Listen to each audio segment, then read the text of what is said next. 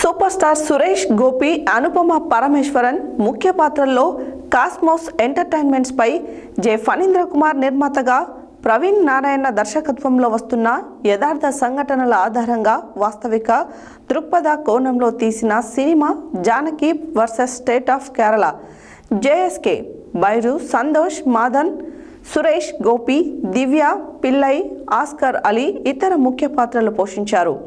Intense court డ్రామాగా ఈ చిత్రాన్ని నిర్మించారు. అనంతరం వారు మాట్లాడారు.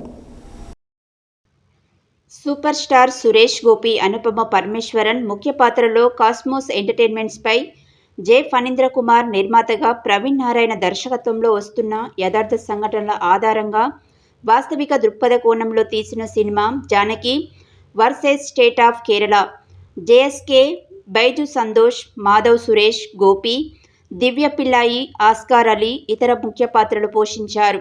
ఇంటెన్స్ కోర్ట్స్ డ్రామాగా ఈ చిత్రాన్ని నిర్మించారు. అనుపమ పరమేశ్వరన్ సినిమాలో జానకి పాత్రలో నటిస్తోంది.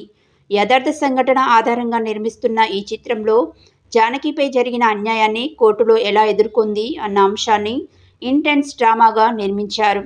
ఈ కేసును వాదించే లాయర్ పాత్రలో సూపర్ స్టార్ సురేష్ గోపి నటించారు. ఈ సినిమాని ఫిబ్రవరిలో విడుదల చేస్తామని మూవీ మేకర్స్ తెలిపారు.